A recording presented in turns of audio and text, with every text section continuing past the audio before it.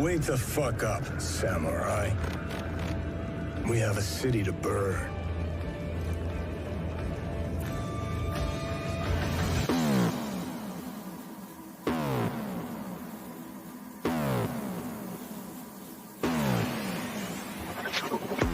You disgust me. Who gives a shit? Go on. I made it the fuck up. I'm it. I'm it. I'm it. I'm it. And it is glorious. And I run.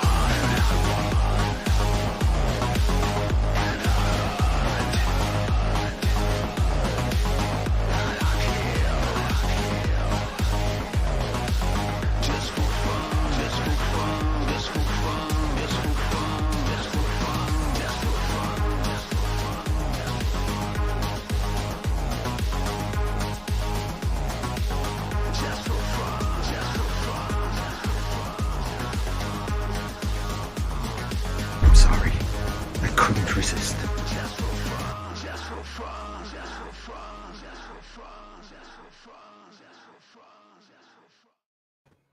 Hello, everybody out there in YouTube land, and welcome to Tuesday with Geeks.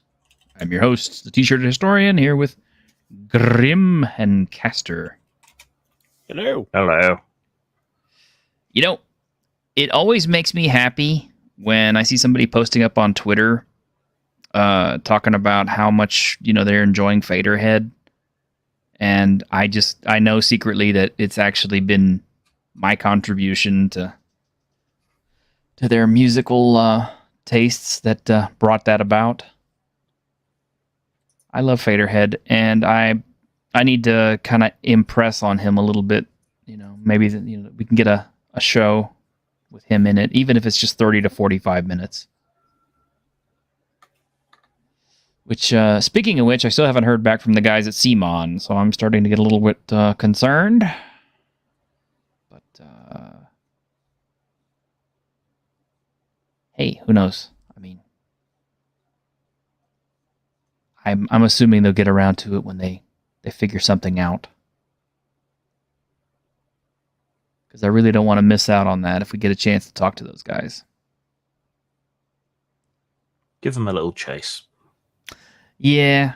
I think tomorrow, if I don't hear anything from them, I'll shoot them another email saying, "Hey, we really need to get that scheduled.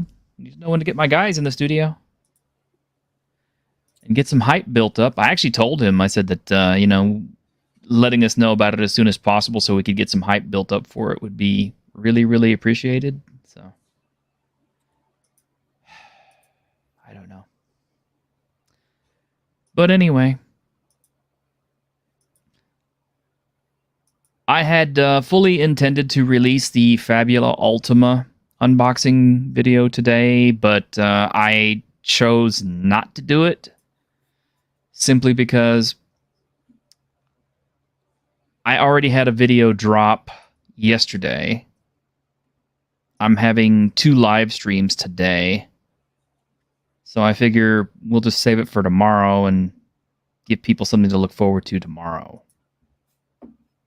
And I don't know, if things work out, maybe we'll have something on Thursday, and hopefully we get the CMON thing on Friday, and then there'll be the Saturday show, and then the Sunday show, and it'll be like a whole week of Geeks. Wouldn't that be cool?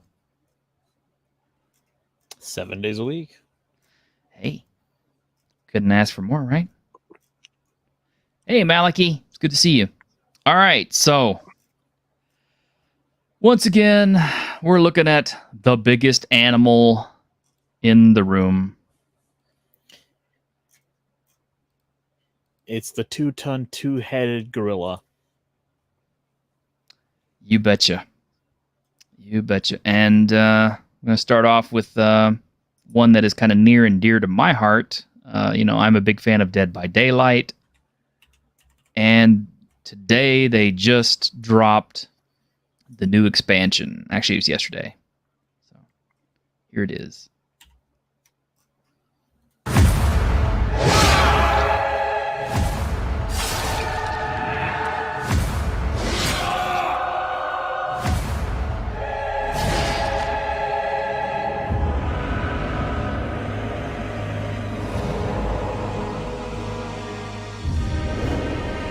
One by one, the realms descended into chaos.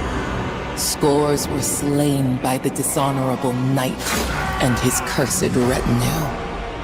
Others fell to the Legion's blade, wielded with frenzied madness. All the while, a dark power rose. From the shadows of the forgotten ruins, biding his time, consolidating his power. I shall make this place mine.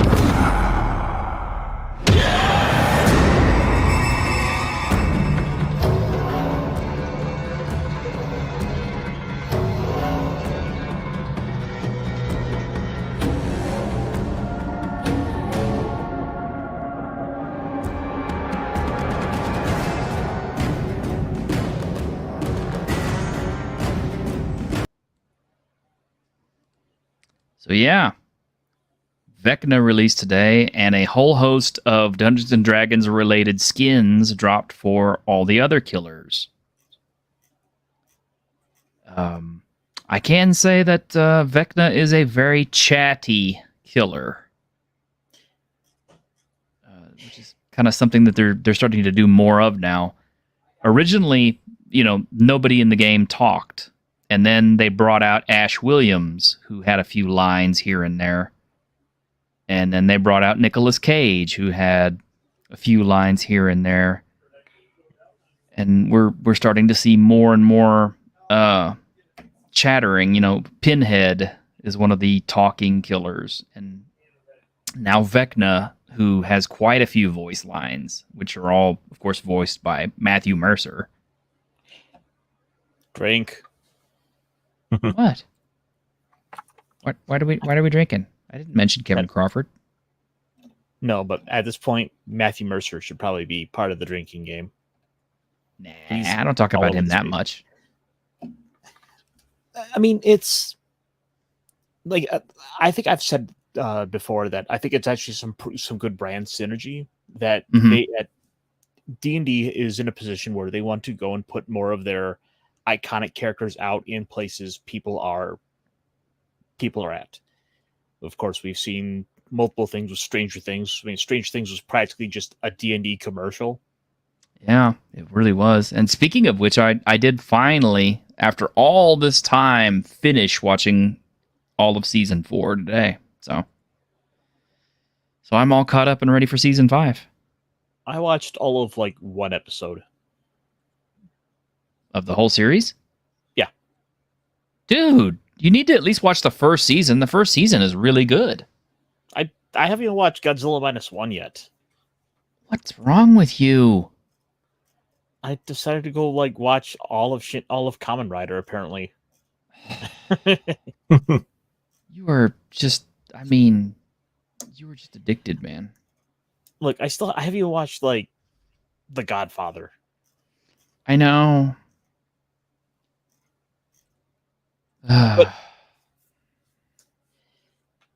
But I mean, it's like I said, it's good marketing for D&D, and for all the criticism that I have. At the end of the day, it is a business, and it is in their best interest to go ahead and put things out that will help turn around and sell the game, sell rule books, what have you. Yeah, sad but true, and it is kind of the inescapable role-playing game.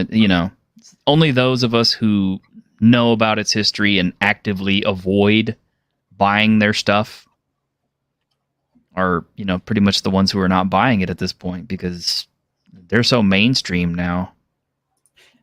I just wish Vecna didn't have all that metal shit on his face. Well, I mean, I think the whole thing is it's just Vecna's basically falling apart, so he's had to replace big chunks of his body and stuff with metal prostheses and stuff. And he's purple. He's been drinking Vim. Yep, he's been drinking Vim. That's a reference to the game that Grim ran on Sunday, if you guys didn't catch that.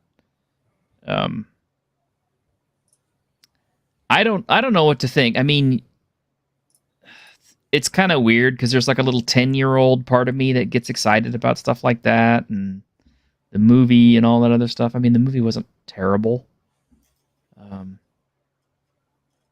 But, then there's, the grown-up side of me that goes, this is bullshit. I see this for what this is, and it makes me angry, but I don't know.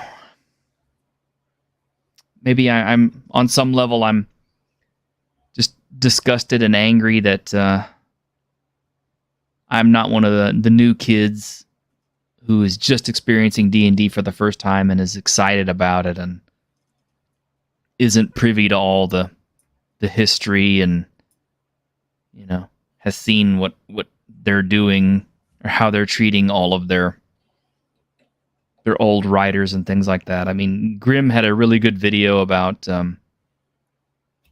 how D&D handled its old staff, in their what was it, their recollections book. Yeah. And it's kind of embarrassing. And up on Twitter right now, 3 Line Games, which is Rob Kuntz, who is pretty much like one of the last surviving, old heads from Gygax's table, is putting out stuff every single day, seemingly on every hour on the hour, about the history of D&D. Pictures, of Gygax's wife, original staff, and all these other things, I mean, he's like our last link to that old crew because, James Ward passed away not too long ago, and he was one of the OGs who used to play at Gary's table. And I don't know how many of the OGs are left. I mean, I don't really count Ernie and Luke Gygax because, they're the offspring. But yeah. But of our original TSR staff, I think Rob Kuntz is one of the last ones. Yeah. I wish the Secrets of Blackmore team or someone would put together a better history to compete with the compromised Wizards of the Coast one. Yeah. Because this is pretty much the last chance we're going to have to do something like that. Yeah. Yeah, you're right. Zeb Cook is still around. I used to love Zeb Cook. I mean, I still do. I think he's cool. But I don't know. Either he doesn't do social media or he's just content not to mess with it or whatever. But yeah, we're losing a lot of that old staff left and right. I mean, what we lost Kim Mohan a couple of years ago, and I don't know how long Leonard Lavgoka has been gone, and all these other people. I mean, I suppose you could look at the artists, although I'm not sure how involved in the actual game they were. I mean, like Larry Elmore and all that. Yeah, Elmore kind of walked back his annoyance at the Redbox controversy. Oh, really? Yeah, he softened his language after initially seeming rather pissed. But I guess he still gets work, if not from them, somewhere. So. I'm honestly surprised Larry Elmore is alive because even when I was like, I guess, just out of high school and all that, I remember reading that he had suffered a stroke. So the fact that he's still here after all this time is kind of an amazing thing. But yeah, speaking of covers, we got the last cover finally for the not new edition, and yet it's actually a new edition of Dungeons and Dragons that's supposed to be coming out in what, 2025? It'll be a staggered release. I believe we're getting the player's handbook this year, and then we might get the Dungeon Master's Guide either late this year or early next year. Okay. It's another pastel mush.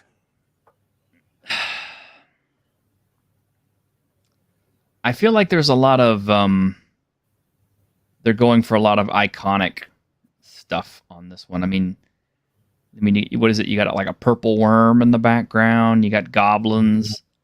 I think that's an Displacer beast with the tentacles, or is it an Otyugh just out of reach? no. That's a displacer beast, and of course a mimic because those were in the movie. Yeah. Well, mimics are iconic. To be fair though, mimics are the mimic is kind of an iconic monster in its own right. They're all iconic monsters. Look, the displacer beast, the gelatinous cube, the mimic, the beholder, the Demi-Lich. Yeah. There's a. Oh yeah, that is a Demi-Lich. I didn't think about there's that. a Tarrasque in the background, but it's too big, so you can't really see it.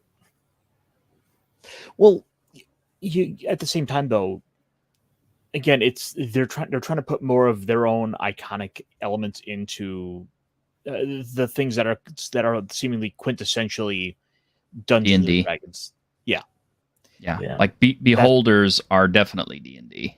Oh, there's a gelatinous cube. I was just looking for that. Yep, gelatinous cube back there.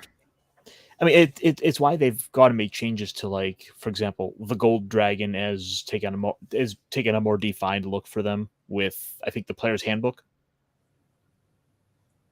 They've been going in and trying to make a bunch of these monsters look more unique to fit them.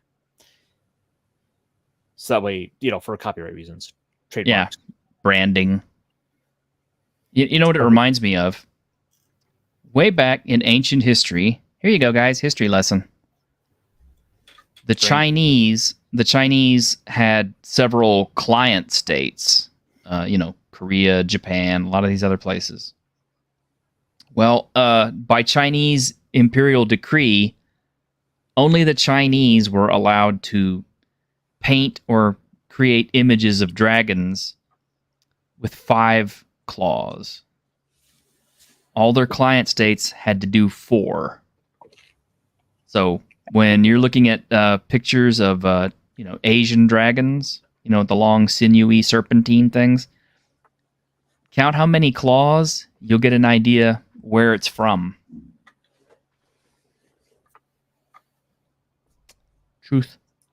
But in the same way that the Chinese, made all their client states have to change their dragon to show, kind of like a fealty or a subjugation, I feel like WotC is kind of doing the same thing. So it's going to be a case of, we, have copyrighted, trademarked all, this particular type of mimic or whatever. So if you're going to do a mimic, you can't do a mimic that looks like this with the teeth and the tongue and all that stuff. I think Displacer Beast has always been a Dungeons and Dragons property. Beholder has, although I have seen a lot of other people do very Beholder-ish looking creatures. Yeah. They've gone and filed some serial numbers off. Kinda, yeah. This thing with all the tentacles? I guess that's Kraken. I don't know. Hard to tell. They probably had a quota for the amount of tentacles they had to put on this cover. Yeah, they didn't quite get into hentai level. They've got to do their tie-in with Bad Dragon, doing a schlong of Vecna or something for the promo. Surly Bruce Lee got hit by a client state claw and entered the dragon. Well, hey, it didn't have a thumb on it. Hey, just a passerby. I don't think the Keiko Demon is a TSR property. I think Keiko Demon is. I've seen that in other stuff. Yeah, the floating ball thing in Big Trouble in Little China. I don't think that really counts as a beholder, though. You know what? Speaking of Japan, I am really, really, really curious to see what the new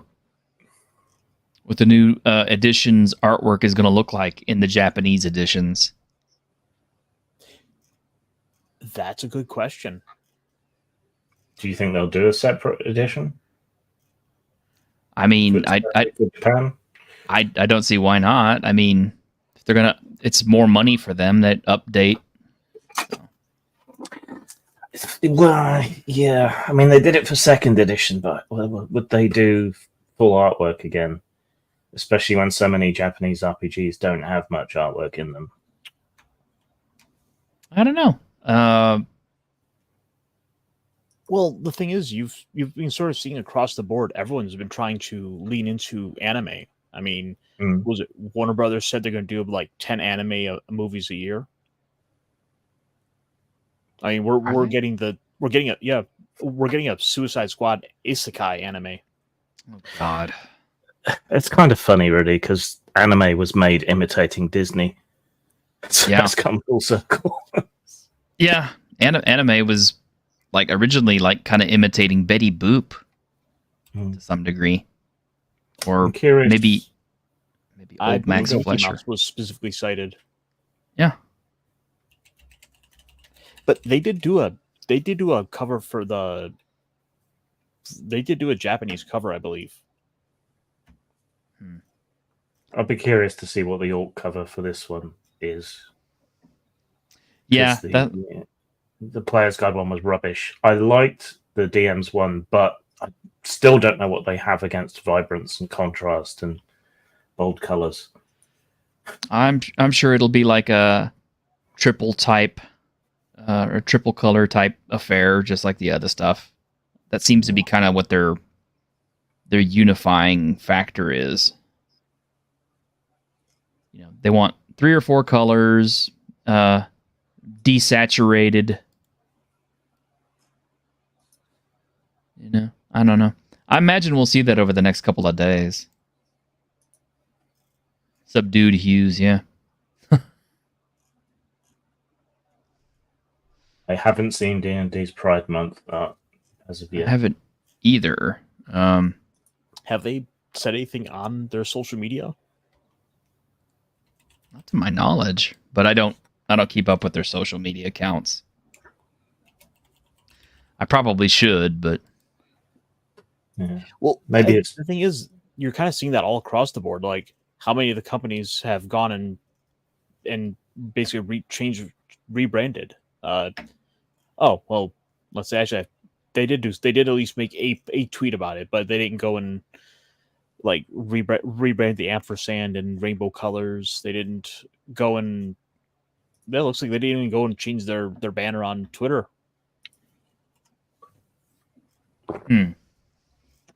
I am noticing there are a lot fewer Pride Month type stuff in general out there.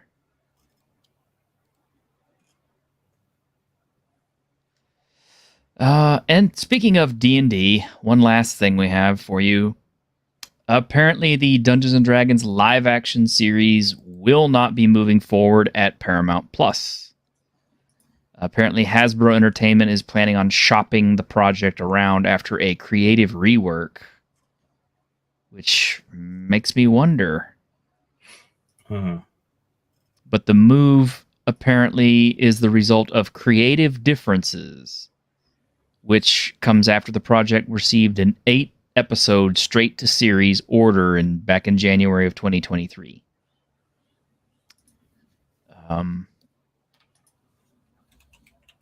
And apparently they had a pilot episode that was already ready to go. Maybe that'll leak or something. Don't know, but I am curious to see who picks it up.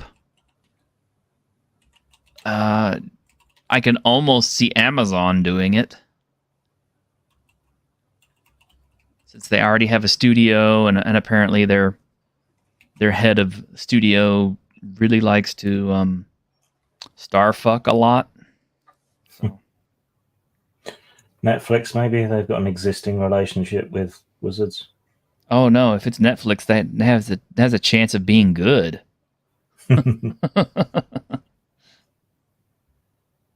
But yeah, Maliki, yeah, Amazon does own MGM, so that's. So the Dragonlance project fell through. Mm-hmm. This fell through. Their streaming thing, nobody watches it. And they fucked their relationship with Larian Studios. Mm-hmm.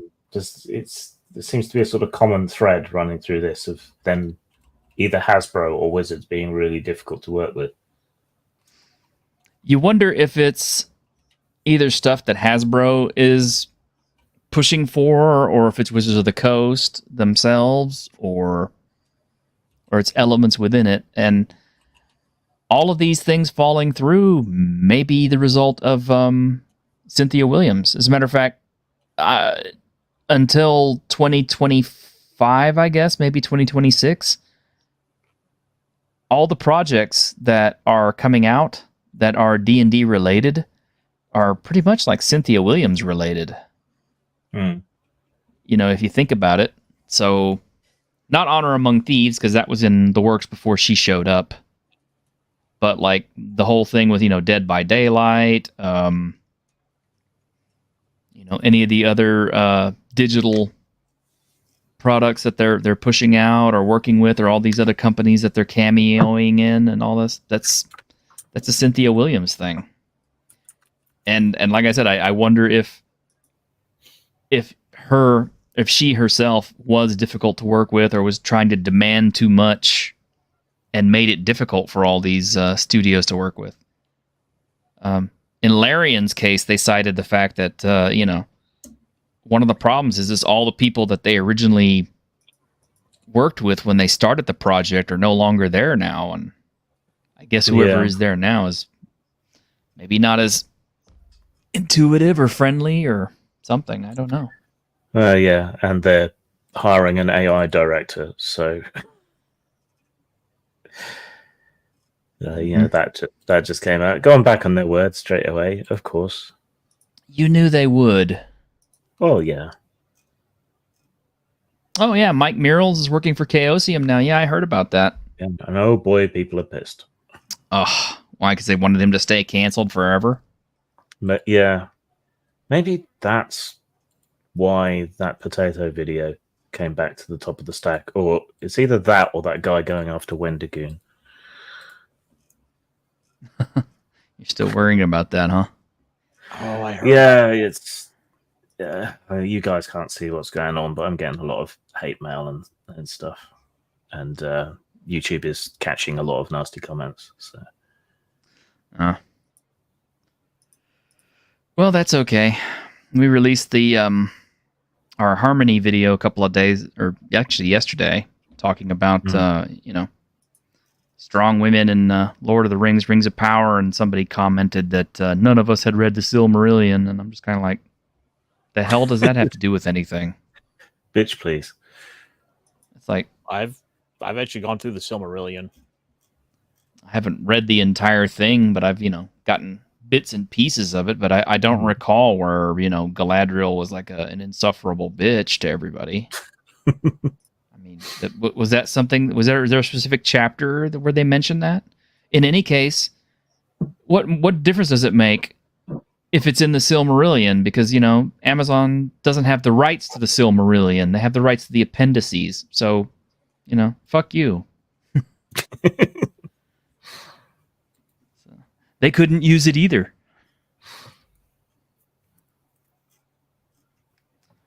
But, yeah. Oh, yeah. Maliki, yeah. The new trailer for the next Alien film dropped, and it looks freaking awesome. Yeah, we'll probably be talking about that on Saturday. Yeah, Tom Holland is apparently in that new Alien film. Aliens, what is it? I want to say Proteus or Romulus or something. Elves with fades. Yeah.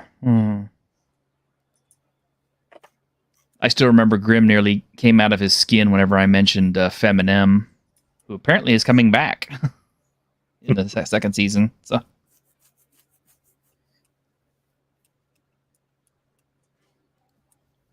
right. Well, you guys are really enthusiastic. Oh, speaking of that, I thought I'd throw this out there for all of you Lord of the Rings fans, and this might hurt a little bit, Grimm, so I apologize in advance because I love him. I love him too.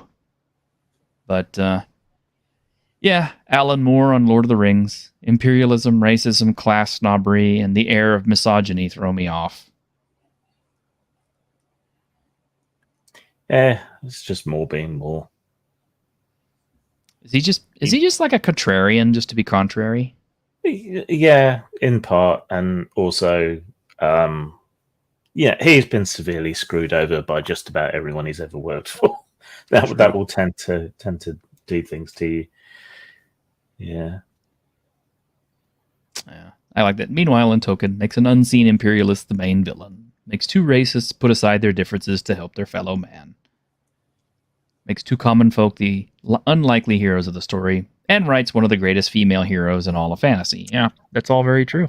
Well, the one part I would take issue with is Sam is a commoner, certainly, but Yes. Frodo is going to inherit Bilbo's estate. Bilbo's one of the wealthiest people in Hobbiton, even before he goes and gets a portion of a dragon hoard and so on. So Frodo's more like landed gentry. So I can see the class critique there a little bit. Yeah, although, in his defense, when Frodo does get back, he's basically so traumatized that he can't really enjoy it. Yeah. And I guess to a lesser extent, so is Samwise, because he ends up leaving for the lands beyond the sea eventually too, doesn't he? I don't recall offhand. I think that's right. I know. Probably just trying to get away from all his kids. Could be. Yeah. I don't know, but yeah, we got another season of Rings of Power to look forward to. Yay! Yay! I can't wait. The real question: what are you more excited to watch the new season of the Rings of Power, or the Acolyte? Well, okay. I already paid for my Amazon Prime subscription for the year. I'm not paying to watch Disney Plus. So I will not watch Acolyte at all. I will watch Rings of Power because it's available.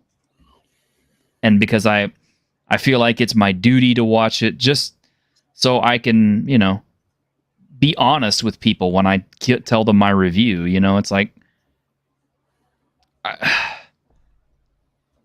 if the second season somehow manages to be good or enjoyable, I will definitely come out and tell everyone, it's like, hey guys, I said the first season sucked, horrible, and all this sort of, but second season got so much better, it's worth checking out.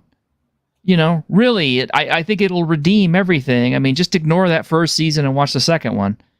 Nothing would make me happier than to be able to say something like that, because I really want to love these things. Because this is, from a nerd's point of view and perspective, this is everything that we've ever dreamed of. Getting a Lord of the Rings movie and a Lord of the Rings show on cable. Getting all these new Star Trek series, getting new Star Wars movies and series, getting superhero movies. We should be eating all this up, and we should be loving every minute of it and basking in all the nerddom that we were denied by 80s technology and studio executives. But instead, it's just like we're getting hollowed out husks of what we loved being paraded out in front of our screen like some kind of horrible nightmare scarecrow type things. And it's all awful. This is not the He-Man I grew up watching. This is not the Lord of the Rings that I loved as a kid. These are not the Star Trek shows that I grew up watching. Or that my dad actually grew up watching first. I'm a second generation Trek nerd. This was not the Star Wars movies that I watched as a child. None of this is what I grew up watching. All this is supposedly supposed to be overseen by people who are my age, but apparently, if it is, they either don't give a shit or they keep turning it over to people who don't care about any of it. And God, it makes me mad. Sorry, I'm ranting, but Cunts are still running the world. really, I want to be happy. I want to enjoy all this stuff, you know? And it's not all bad. Not everything that's coming out is bad. Not everything that has come out is bad. Godzilla -1 is the best fucking Godzilla movie I've ever seen. And I am somebody who owns every single fucking Godzilla movie they ever made. Including the Japanese cut of King Kong versus Godzilla. What about that one in '98? Well, okay. Yeah, I do actually own that on DVD. Or actually, I owned it on VHS. I'm not sure if I still have it on DVD. I may not have it on DVD, but I definitely had it on VHS, and I did watch it in the movie theater. So yes, I can say I have seen it, and I did own it at one time. But when's the last time you saw it? What difference does it make? It's not going to magically improve. You know, it's still the same shit that it was back then. It's you know, still we a lot walked of out of that. bitch. Well, we walked out of that movie theater mad. Yeah, that was pretty terrible. Yeah. So You know, it's the type of movie that you would expect like Pinhead to show you. We have such sights to show you. yeah, Baphomet promises. You know, Lord Baphomet gets on, and you know, in his Lord Baphomet-y voice, you know, he gets on and says, "Hey, guess what? I've got these movies for you." Well, actually, you know what? Hang on a minute. Speaking of Matthew Broderick, he was in Daybreak, which was quite fun. Of course, they cancelled it after one season, but yeah. Hello, boys and girls, this is Lord Baphomet. And boy, have I got some movies for you. Here in hell, we show you Godzilla every day. Unfortunately, it's the Godzilla '98 version. Strap in and have fun, kids. Ha ha ha. Fucking Baphomet. He's the reason why there's 7 Sharknadoes. Hey, come on now. Those. You know why I like the Sharknado movies? It's not because they're good, but it's just because the Sharknado movies are the kind of last vestige of cocaine-fueled Hollywood on display for you. Because it's just, you know, some crazy asshole just said, fuck it, let's do it. Movie, sharks, tornadoes, do it. Oh my god. Did you know there's a video game? What, of Sharknado? Yeah. No, I did not know that. Oh my god, that's pretty crazy. And yeah, Malachi's got it right. They are so bad they're good. That's why we ordered The Slave and the Sorcerer, Ironcaster. We didn't order The Slave and the Sorcerer because we know the acting is going to be, you know, Academy Award level. I'm not expecting Laurence fucking Olivier to walk out there and wow me with his chops. I'm going to watch some oiled up dude with a bad tattoo get out there and ham up some shit in a bad wig. You know, we know what we're getting, but it's fun. You know, it's like I tell people, I'm not like, I don't have this hyper acute awareness of video and film like some of these reviewers do. You know, I can't assess stuff like The Critical Drinker or Reaper or Mauler or, you know, the Movie Cynic, any of those guys. By the way, if any of those guys want to, you know, come hang out on my show, that'd be cool. Or if I could hang out on yours, that'd be cool too. But I digress. I don't have that hyper acute sensitivity to film. You know, I watch trashy films and enjoy them just as much as, you know, I watch, you know, Academy Award winning stuff like The Godfather or Apocalypse Now and love it. So I don't know. Look, we have a different sense of taste and quality. Yeah. You know, it's all about just like the movies that are just kind of entertaining to watch. I mean, yeah, it's so bad it's good entertaining, but still. I don't know. I mean, I get the feeling that when Grimm watches stuff like that, though, that he literally starts losing his will to live. I'm not sure. Is that right? It depends. How did you feel about The Sword and the Sorcerer? I'm trying to remember it. How could you forget the three-bladed sword with just shoots swords has another sword hidden? Seen it. You don't think you've seen it? No. I mean, to be fair, it's been out since like 1980, so it's Yeah. Okay. One you have seen for sure, Hawk the Slayer. Sword Slayer is great. There you go. And would you agree that it's like a cheesy film that probably wouldn't hold up today? Yeah, but it has a certain rude charm to it that makes it work. Yeah. I mean, you say that, but like Furiosa is supposedly a good movie, and it's not holding up at the box office. True. But I think there's a whole bunch of other stuff going on with that. Yeah, there kind of is. I mean, they were expecting Furiosa to be a big film. When they released Hawk the Slayer, they weren't expecting they weren't expecting that much.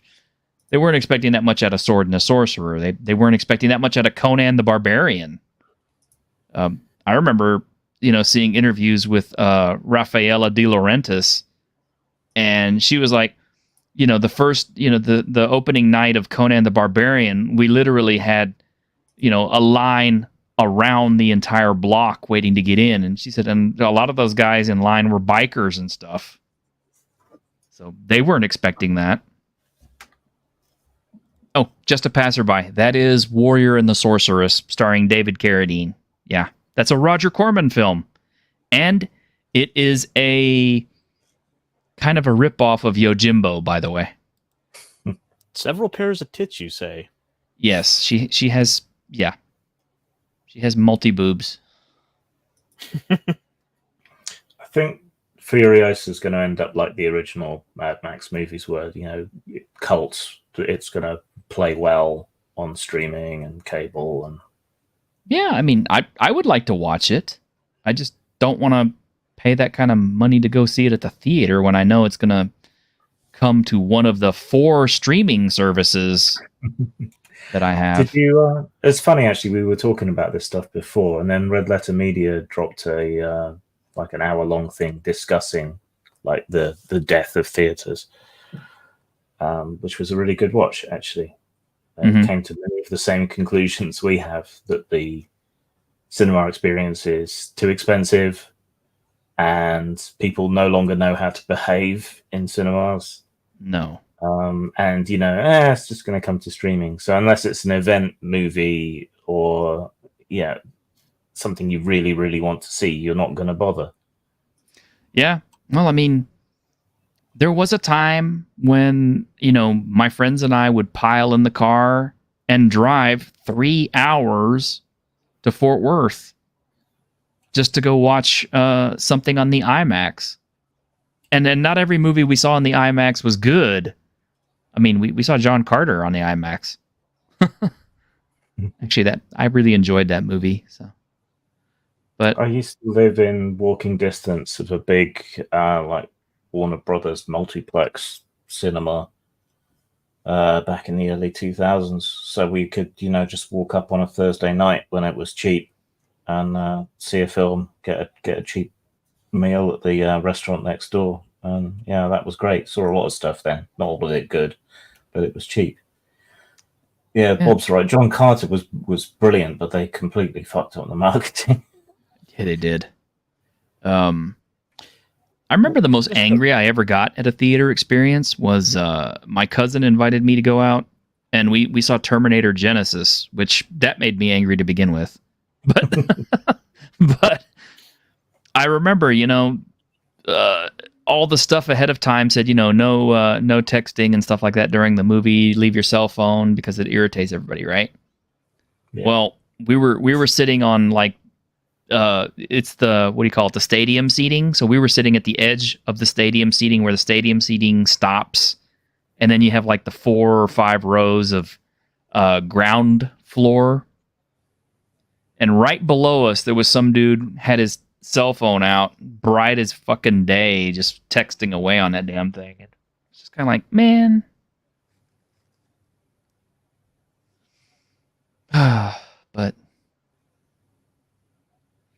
But yes, Caster, you wanted to show off something? Right. Well, I thought I would go ahead and pull up a little bit of data just to show like what we're currently looking at, because Whoa. Furiosa's doing that bet. What's If? If is the Ryan Reynolds movie about imaginary friends.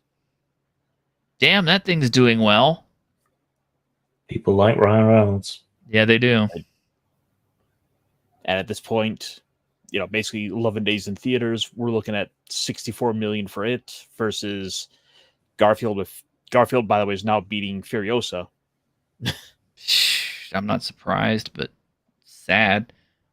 What is Challengers? Yeah, that one. Look that up. What is that? Oh, Okay. Badminton. Nah. Zendaya. Yeah. Nah. I got excited for a minute there because I thought it was gonna be like the DC Comics Challengers. Because they mentioned they were gonna do a movie like that a long time ago, and I thought, oh, is this it? That poster made it look like a remake of The Crush. Kind of, yeah. See, when I saw that name, I thought it was gonna be like about space shuttles. That wouldn't be much of a movie. It'd be kind of short. I remember when I was in school the day that happened. I really thought the Fall Guy was going to do better. I kind of knew it wasn't going to do that well because it's mostly trying to appeal to nostalgia people. Yeah, who probably aren't interested in seeing it updated. But, I thought riding off Barbie and everything. It ain't doing bad, though. Well, how much did it cost to make?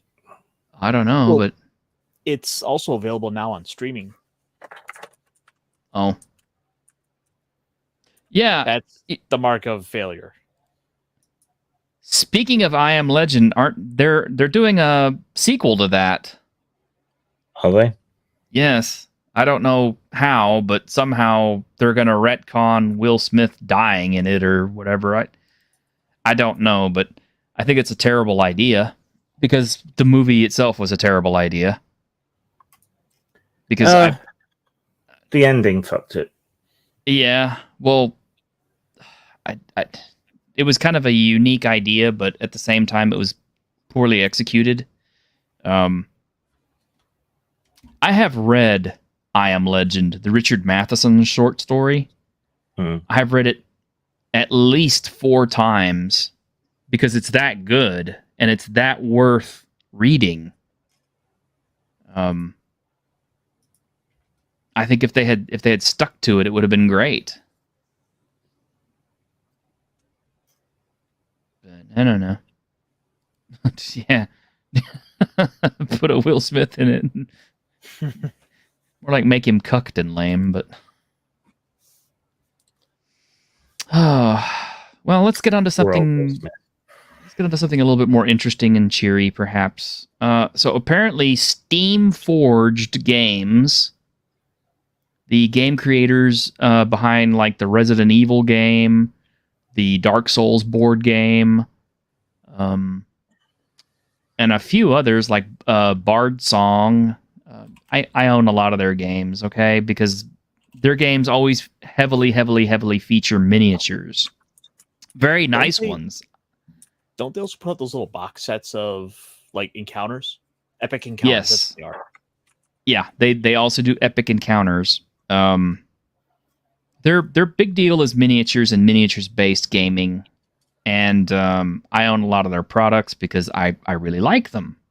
I would love to own all the Resident Evil miniature game stuff, but it's very expensive to get it all. In fact, I'm behind on all the Dark Souls stuff that they have out. And I think they're also doing the Elden Ring board game that's coming up too. I believe you're correct. Uh-huh. So they have acquired the War Machine franchise. Or the Iron Kingdoms franchise, I should say. Both, isn't it? Because Iron Kingdoms is the RPG, War Machine, and Hordes are the miniatures games. Let me just look it up. I'm curious. I dropped their blog post in the private chat. Okay. Yeah. Oh, look, we got Patty's interest. So yeah, apparently they have gotten the rights to Iron Kingdoms, War Machine, the Formula P3 paints, Riot Quest, Undercity, Widower's Wood, High Command, Mini Crate, Grind. Wow, they got a bunch of stuff. That's all under that under the Privateer Press label. Pretty much everything. Yeah, pretty much. So about the only things on the list I know of are like Mini Crate, Hordes, Iron Kingdom, and War Machine. Everything else is something I've never heard of. Yeah. The Undercity and Widow's Wood are board games set in the Iron Kingdoms universe and broadly compatible with the war game. High Command is a card game, also set in the Iron Kingdoms universe. Warcaster is like a futuristic version of War Machine. That's everything I know. Well, this is a bottle of their P3 paint, and Grim will probably recognize this. This is the same kind of bottle that Citadel used to package all their paints in. And I can prove it because this is an original Citadel ink. And I actually still have some of their original paints bagged and put away. Yeah, I still have some originals. And there's a few companies that are replicating the originals. If you're like me and you like the way the old paints used to slop on. Mm-hmm. I will say this. I hope they change out their bottling because these caps will grow brittle with age. I'm surprised this one has lasted as long as it has, but it has.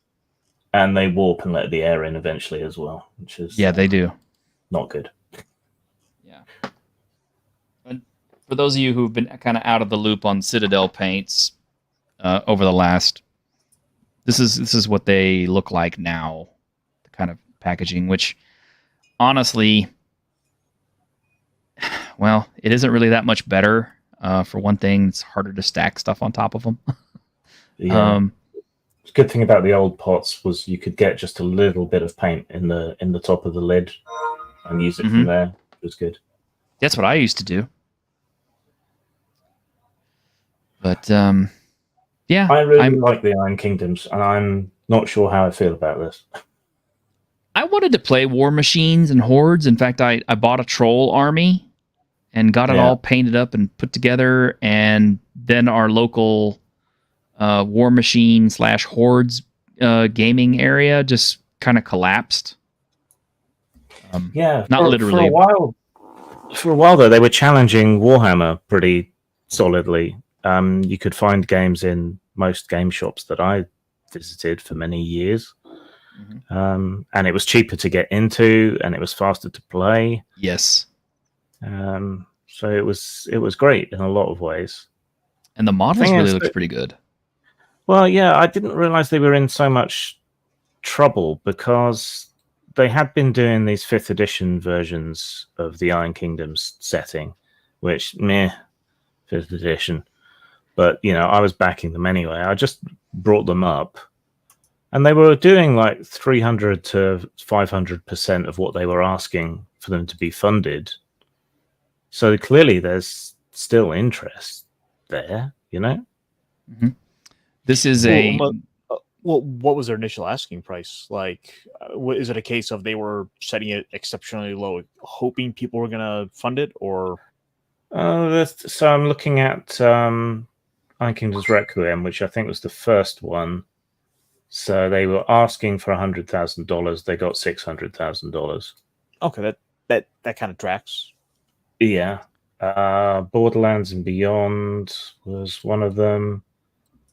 For that one, They were asking 100,000 again. They got about 330,000. Oh, lower than I expected. Yeah, but that one wasn't. It was new stuff, and it wasn't as interesting, I don't think.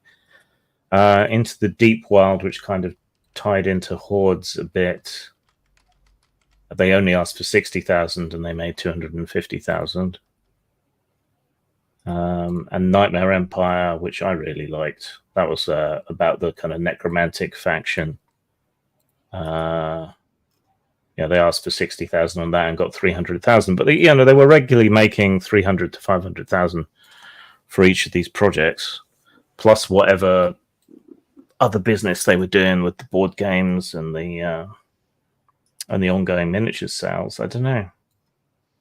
Well, this is one of their miniatures from their Horde set. I forgot which army this is, but it's like the Nightmare faction, I think, the Fae or whatever. As you can see, their miniatures actually look really, really good. This one is all metal for the most part, but typically their miniatures use a combination of metal and plastic that you have to glue together. So you pretty much have to use super glue instead of Grimkin. That's that faction. Yeah, Grimkin. Yeah, and they paint up pretty good. This one I never finished it, but I got it started. They had switched all to plastic, and I know that costs an enormous amount of money to get set up. So maybe they overextended themselves. I know that's what happened with Confrontation, that French company.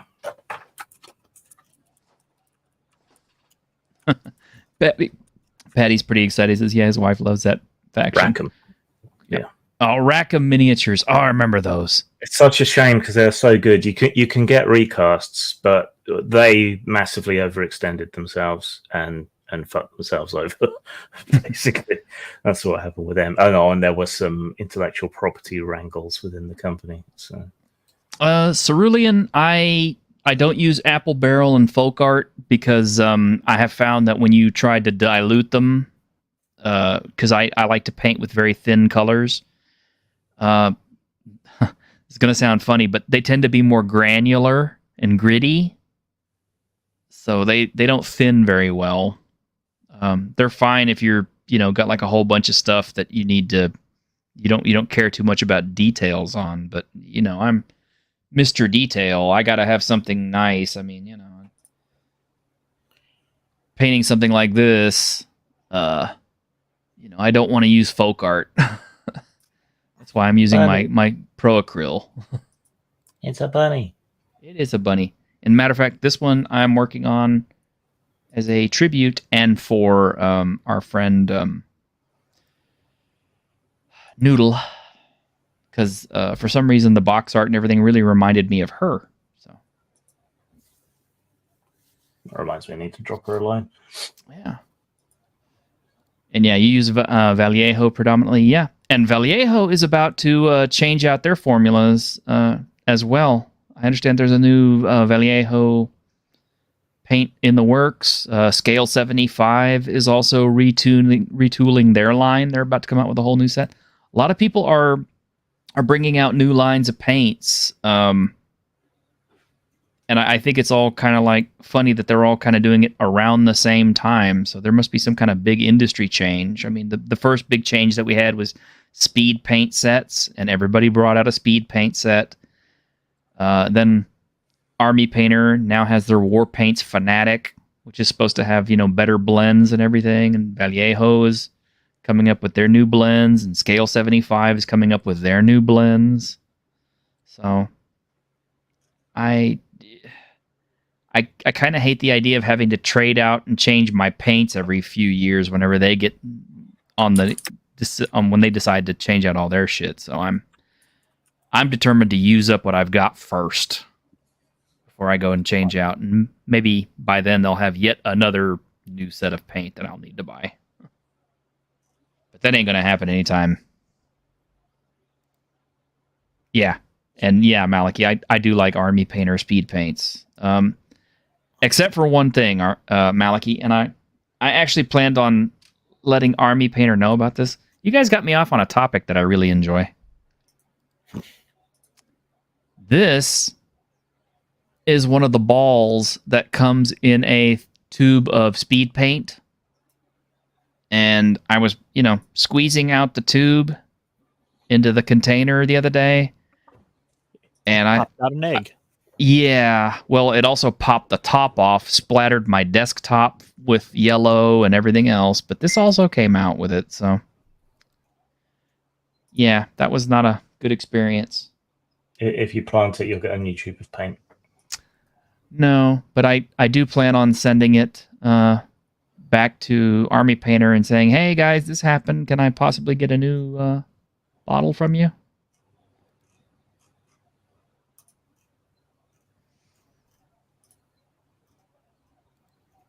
You need to get your airbrush up and running because you have a Masters of the Universe game from Steam. Yeah, my friend Chris has one of those. I resisted. I don't know how to use an airbrush, actually. I don't own one. Everything I do is... them, it's a pain in the ass. Yep. Oh my gosh. Here we go, Grim. To answer all your questions, I brought him. It's Patty! Oh, unfortunately, I don't know why I can't hear anything. So give me 1 second while I figure this out. Uh-oh. Oh, there we go. I got it. Now. It's those dang leprechauns. All right, I guess we Hello, can't everybody. now. It's good to see you, Patty. Yeah, it's so good to be on. Thank you for having me. I would love to talk anything War Machine for sure. Well, Grim had all the questions. Did I? You did. Oh, okay. That's news to me. Well, what do you know? Quite a bit. I do know that the Steamforged games, if you're not familiar with them, they had a really popular game called Guild Ball. And it kind of reminded me of like Gangs of New York mixed with Blood Bowl. And they got into some stuff not too long ago because they had Guild Ball going for quite some time. It was a pretty popular game in its very niche circles. And so when it got to the 3rd edition and then later on, they basically said, hey guys, we really appreciate all the support. Unfortunately, the game is hyper competitive and you guys are not going to like the game in a year or two if we just keep coming out with new stuff. So we're going to retire the game in, the state that everyone seems to be happy with it. And if you want rule books, we'll do that, but we're not going to come out with any new models and we're not going to update the rules at all. And I believe it was earlier this year, they made the move to make the rules for free. You could still order hard copies for money, but they also started selling the STL files so you could print Guild Ball from home, which was a lot cheaper. It's when you look at some of the other companies that do like 3D STL Patreons and such, you get those. You can move your pile of shame from your closet to a USB drive and still look just as bad. But that's one of the things that kind of made me really excited about this move with Steamforged was because like I was saying in the chat, Privateer Press moved to everything is 3D prints. So this is from their mini crate line. And I was a subscriber to the mini crate for let's see, I got back from deployment in 2020, I think. Yeah. So I was one of the mini crate subscriber for 5 years since it had started, and they did really good sculpts. And nice. They slowly moved to like I said, this is one of the old ones that was all metal from the mini crate line. You guys might like this guy. Yeah. I was never really sure how much I liked the fact that they used combinations of metal and plastic on their miniatures, because although I like the way metal miniatures paint up, putting them together is a pain in the ass when it's bonding metal and plastic. And the other thing is drops. Oh yeah, like this guy right here is a mixture. Yeah, and that's a troll. Yeah, it's that restic with the white metal, and it's a pain in the butt too because their resin was it could be as bad as like Forge World, where you would get resin models put onto a shipping crate and then they'd get to you and they'd be all warped. So you'd have to run it under water and get it to form. But that getting back to the acquisition, What excites me is knowing that Privateer Press does all of their stuff as STLs now, and then they 3D print them, and then they license those STLs out overseas, which is extremely clever because it reduced their costs Yeah. by an inordinate amount, not having to like pour the resin in China and then ship everything out of hubs there. You could just go to a manufacturer who that also does, shipping on their own end, and then have them 3D print the sculpts so long as you were happy with, the quality of the sculpts that were coming out.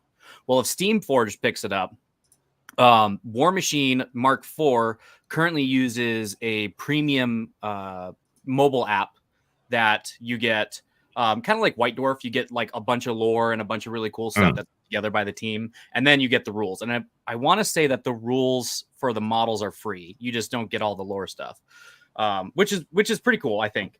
But with Steamforged picking it up, my wish list is to see Steamforged say, "Hey, if you are a premium subscriber to the rules app and you give us your 15."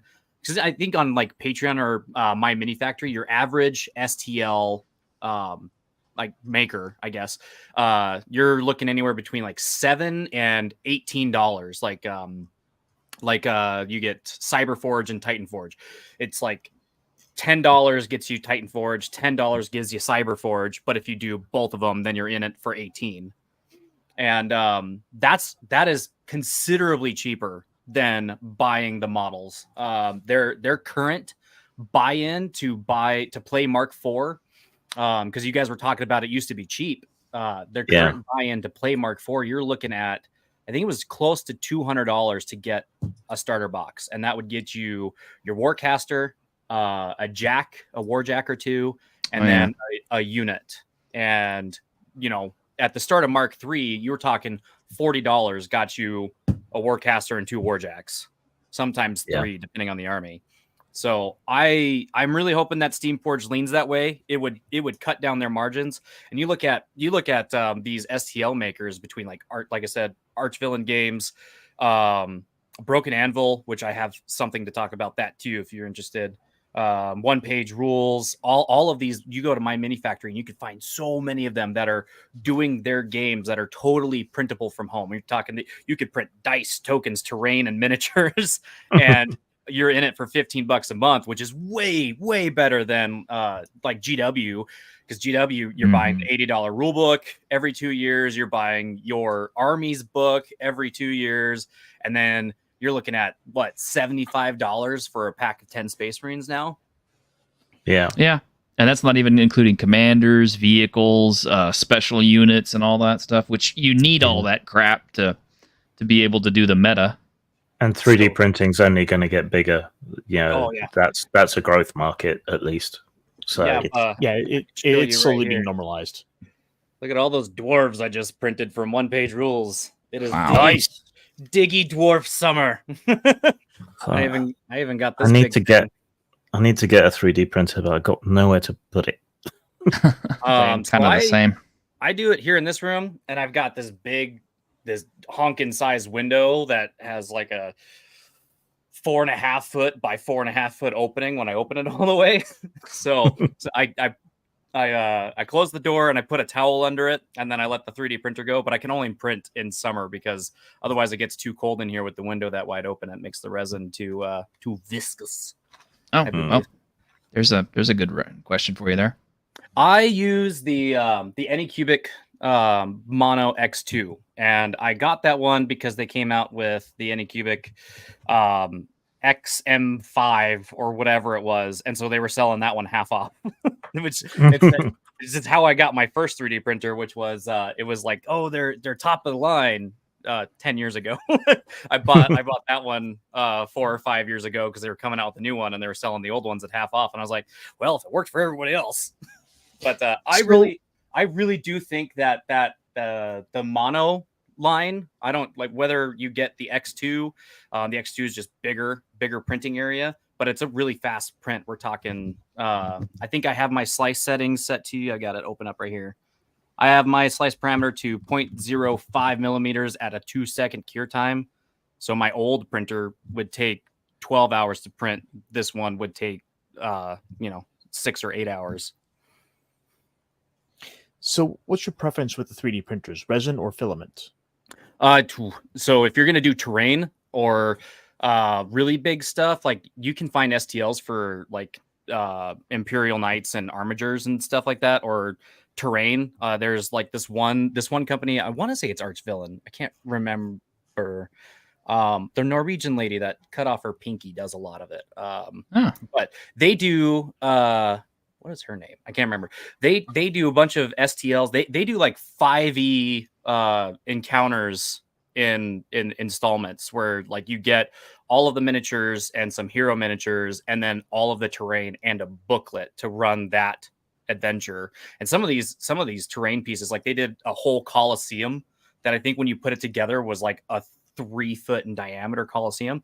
I would definitely use a filament printer for that. I would not use the resin. You'd burn your screen out. But for miniatures, I use the resin. I don't use the water wash.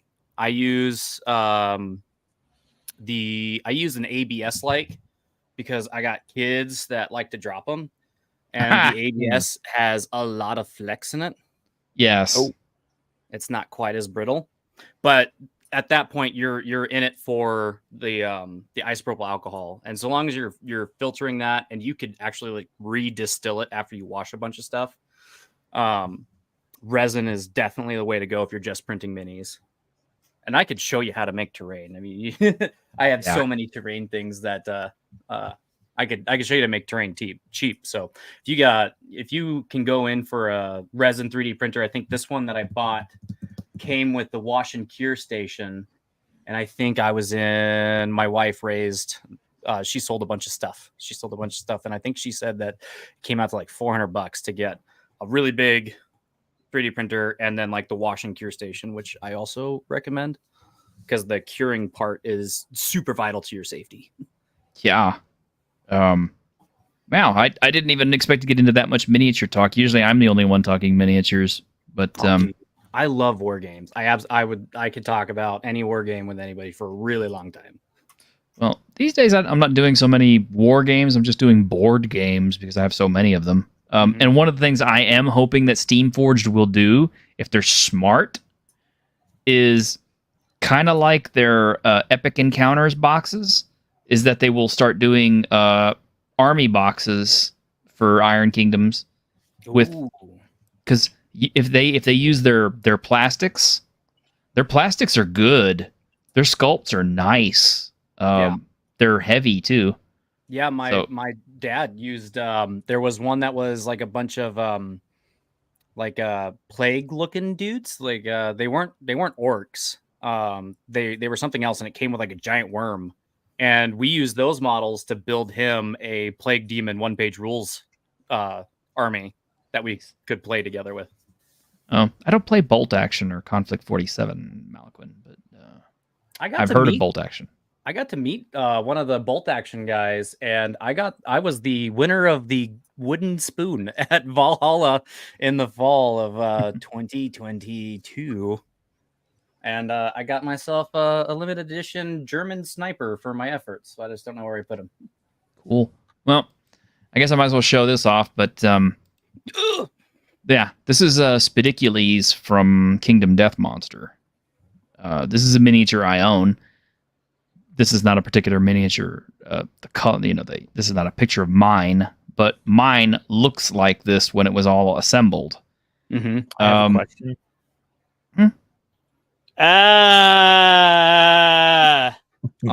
That's not a question. My question was, why does it look like Jeffrey Combs? Because everything looks like Jeffrey Combs. Jeffrey Combs is just awesome. In everything. If everything looks like Jeffrey Combs, does Jeffrey Combs taste like chicken? No. Musty. Well, the problem with this particular miniature is, although it looks gorgeous, it's very unwieldy to move it around on the tabletop and not hit everything else. Plus, the actual in-game, the only part of it that you can hit is a little circle area that's supposed to represent its central body. That's the only part you can attack, not the legs themselves or anything. So the truth of it is, although this is a really cool sculpt, it's kind of totally unsuitable for the purpose for playing the game. Well, this kind of pissed me off because I want a gameable miniature. So my solution was to do this. See, this is the actual base area that it's supposed to be on. And then I just... Nice. Are you gonna make it look like a column of sorts? Yeah. I also like the flesh tone you picked out. It's delightfully fleshy. It's really creepy, isn't it? Yes. Kind of make you a little uncomfortable. It's supposed to. That's the whole thing behind everything I paint up for Kingdom Death. Is like, does it make you uncomfortable? Yes, I succeeded. But yeah, I'm gonna paint this up to either look like a column or a piece of terrain or something. And yeah, now I'll be able to actually use it on the board. It's high enough off the ground that it won't interfere with like my regular miniatures, which are supposed to be able to base it and stuff. Mm-hmm. So that was my solution. It's really interesting that they would design something like that. Yeah, it's a cool looking model. It's just totally unsuitable for what it's designed to do. So it's kind of like, well, okay, I can't really use this. And I mean, and the game book says, well, the players can be standing on the hands or whatever if they need to. I'm like, yeah, but just trying to move it a couple of inches or anything like that, a couple of squares on the map board is going to end up knocking over all my other figures. So I'd probably even put a couple of washers inside the pill bottle so it's really bottom heavy. Just take some super glue. Oh yeah, definitely. Oh yeah.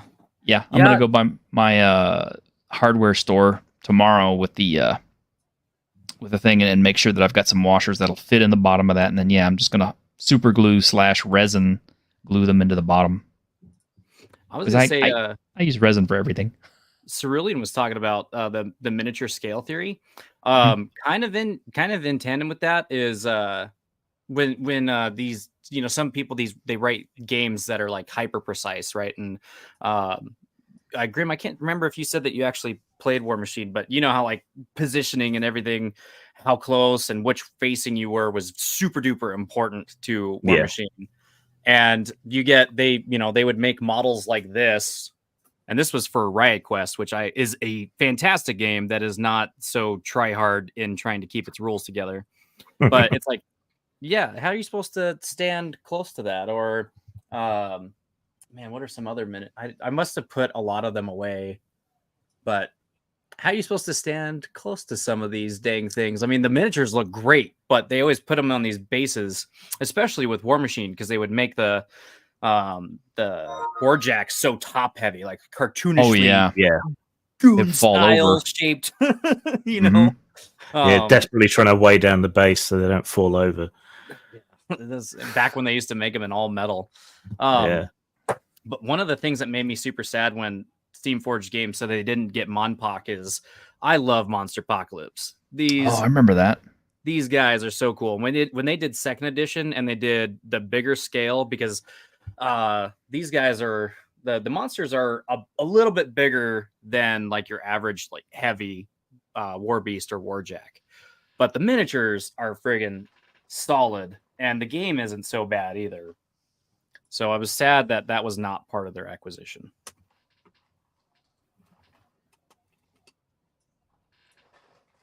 Sorry, I'm rummaging. Oh, no worries. I've fallen down a 3D printer rabbit hole. No worries. Well, and then Grim, I know that you were doing a bunch of reviews for the Iron Kingdom stuff that they did for 5e. Yeah. And I remember that was a big schism because the 2D6 game, which used the exact same rule set from the war game, it was very relatable, and you had every reason to use every miniature and piece of terrain that you needed because you could, everything was right there, and it could go both ways. As a matter of fact, there was a couple of times where I was this close. As soon as I would get like people into Iron Kingdoms, they would ETS or they would PCS and they would leave my duty station. I'd be like, no, dang it, I'm so close. But we really wanted to do games where it was like they did Company of Iron, which was in a different form when I was playing it. than it is now, but it is also really good. To play the war game and to play like various skirmish sized forces, and then to play the RPG, so that way you can scale down conflicts or scale them up, and that was really cool because they gave you rules to build all of your favorite pieces from the war game, if you wanted to. I much preferred the IK RPG to the 5e stuff, but the rules were broken at a certain level. Oh, by the way, Grim, I don't know if you were aware of this, but CMON is actually they're creating, and I think it's in Kickstarter or it's in BackerKit or something like that. Degenesis. Yeah, I saw that, but I'm not having my heart broken a second time. Yeah, that was one of the things about when they moved to the 5th edition, is there was a bunch of the people that I did know that were complaining because we saw the writing on the wall from WotC where we were like, you're moving to 5th edition, and any day now Wizard of the Coast is going to say there's going to be a new edition of Dungeons and Dragons, and they're going to be like fulfilling the books when a new edition came around. And I think according to the original timeline, when they first announced 1D&D, and they were planning to release the books, I think it was going to be almost right as everyone got their Iron Kingdom book, or just after everyone got their 5th edition Iron Kingdoms book. So there was a lot of people that were really salty about that too. Yeah.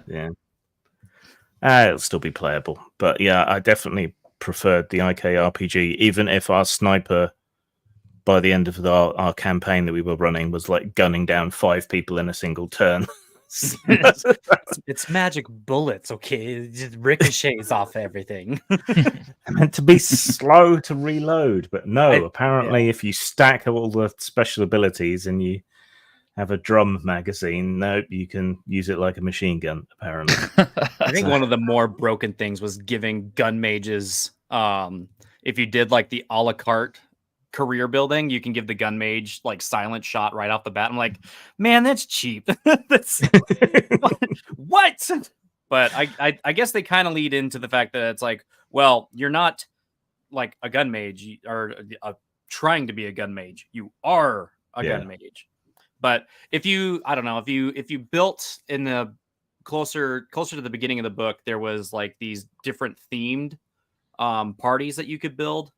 And I think that if you went with one of those, like let's say there was one specifically that was Rulic, so you could only have Rulic characters in your party, and they had to be of like these particular classes. But if you did that, then your adventuring party got all these extra bonuses, and I think that was pretty cool, and could help balance things. I know when I played, I didn't necessarily like it when people would choose Warcasters, because I just didn't want to have to deal with the logistics of.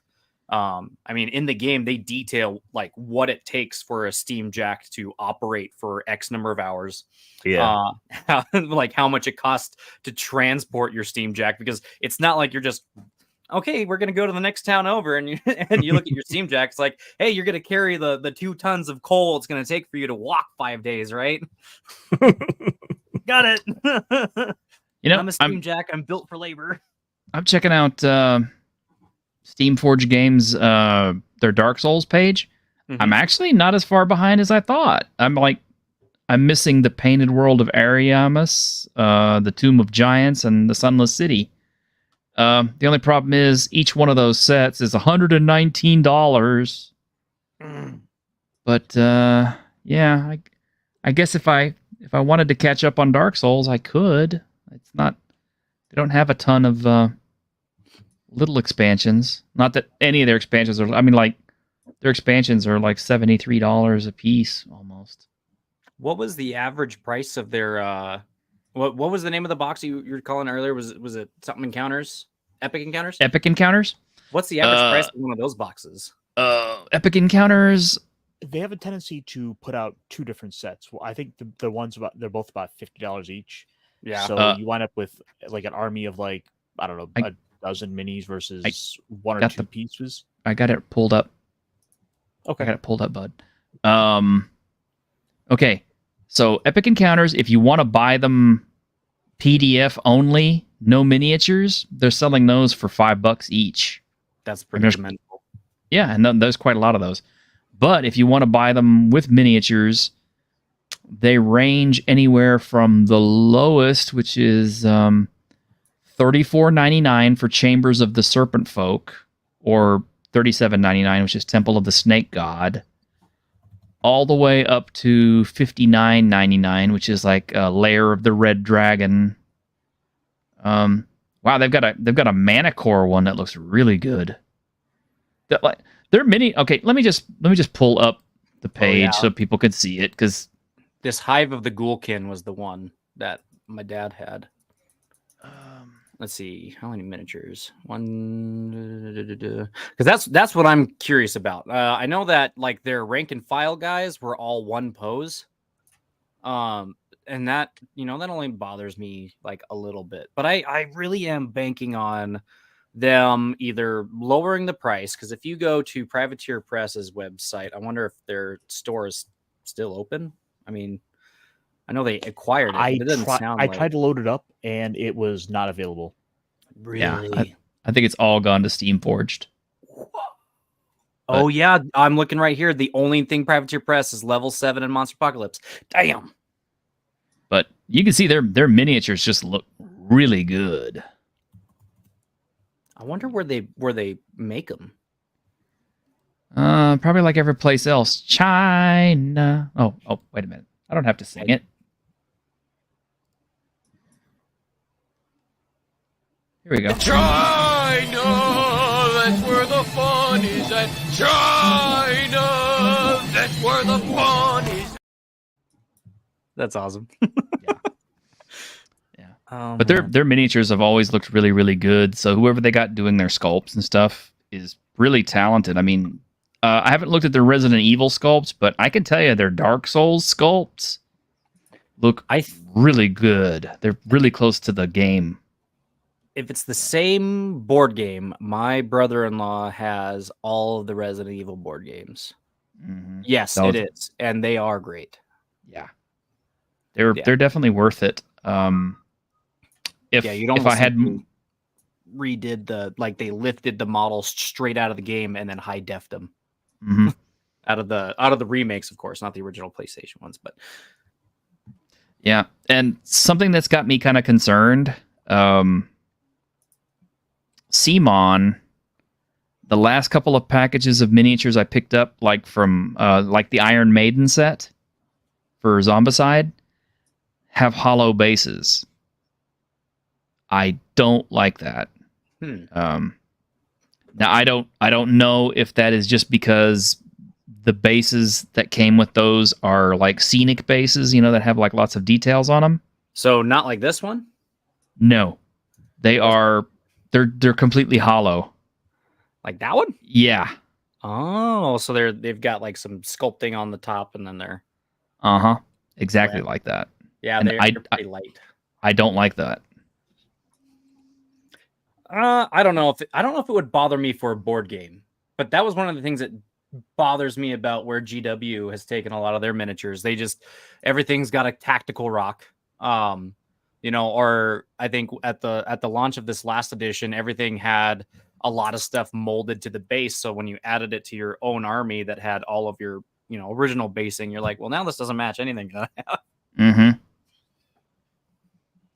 Yeah. I don't know how I feel about it, but I know one thing. The next set of Zombicide I have coming is White Death, and unfortunately I've ordered a complete set of it, so now I'm worried. I'm really hoping it doesn't come with a bunch of hollow-based crap. I don't think it will, but if it does, it will be the last CMON Zombicide stuff I buy, because I will not tolerate that. I want solid bases on everything. I'm just weird about about that. I just like it that way. I'm waiting on the one Kickstarter that I'm waiting on is the Cthulhu Death May Die. Yes, season 3 and 4. Yeah, I'm waiting for those to arrive as well, because I kickstarted those. I think the last Kickstarter I was waiting on was the Necromolds one. Now I was super happy I was able to get in on that one again. That one looks cool as hell. Yeah. I like the Necromold stuff.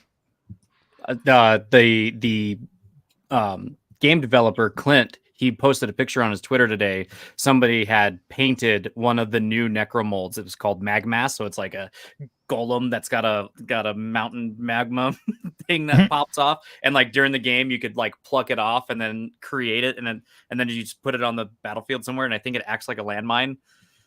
You know what it reminds me of is Grim will probably remember these too, and I'm surprised Grim's not more excited about necromolds, but never heard of way back when I was a kid, we used to have something that was called the Thing Maker Lab, and what it was you got like bottles of colored goop, and you got like a heated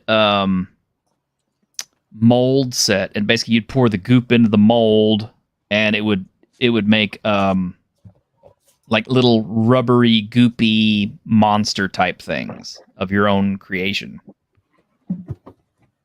Oh, here we go. Does that sound familiar at all, Grim Jim? Nope. Really? Okay, I'm gonna see if I can find it. See if I can find it. So, Necromold, it's a miniature war game that you play with Play-Doh, and it comes with these spell books, and all the stats for the monsters are on the back of the spell book. And then, like this one's called the Mud Mumps, and so you get your standard. This is one of their special canisters, but you get a standard sized Play-Doh. And that's, like in War Machine and Hordes or Warhammer, you built your army based off points. Well, in this one, you have one container, whatever you can fully cast. So if you're like making your army and you started to run out, so long as like 75% of the model was built, it count. And me and my wife got to play test this game, so we're actually credited in the book. Cool. Ooh. I just saw Questing Beast did a video about that today. I still got some flashing on it, but yeah, it's super fun because then when you fight your opponent, like whoever destroys the necromold there's like all these different collectible caster rings, so it's pretty 90s. And then when you fight your little guys, whoever wins gets to smash the other guy, and then if you all have different themed caster rings, you collect these as your points for the end of the game. Yeah, so this is the Thing Maker. I don't remember it looking like this necessarily, but yeah, I was about 4 years old when I got mine, and they're as old as like 1969. But yeah, basically, as you can see, like it's a little heated oven type thing, and it's got like little metal or plastic molds, and you would pour your goop in there, and yeah, you just make little rubbery monsters and stuff. And that was like really cool. And this Necromolds things reminds me of that so much. Yeah, I mean, still waiting on my crossbows and catapults to come. Oh yeah, I forgot you ordered that. When is that coming? Soon. I will look, actually. You're going to do an unboxing of that, right? Oh, yeah. That's too cool not to do an unboxing. What is it? His crossbows and catapults set. I was gonna kickstart it, but I honestly got to looking at it and I was just kind of like, man, I'm never gonna play this, and I already have shelves full of stuff that I don't play. So, well, for me, it's one of those things that I always wanted as a kid, and I never got, despite asking for it, and so yeah. I'm looking it up. Crossbows and catapults. Yeah, it was on Kickstarter like about 2 years ago. I don't know. Oh, is it kind of like you actually build a fortress and then you use and then you fling things at it to destroy it and knock down the baddies. Little caroms.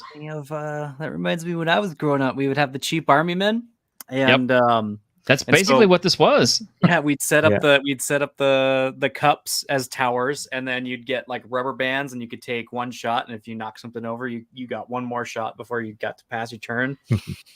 That was basically what this was, except that it was all plastic and it looked really cool, and it had little miniature figures and stuff. And that's sweet. Well, I'm glad you got that, Grim. That's super cool. Yeah. Well, or getting it anyway. Yeah. It's supposedly on the way. So hopefully I will get it soon. All right, gang. Yeah, Well, it's just one of those things I always wanted and never got. So Well, you could have been like that guy at the end of the Santa Claus, where he's like, "It's an Oscar Mayer wiener whistle."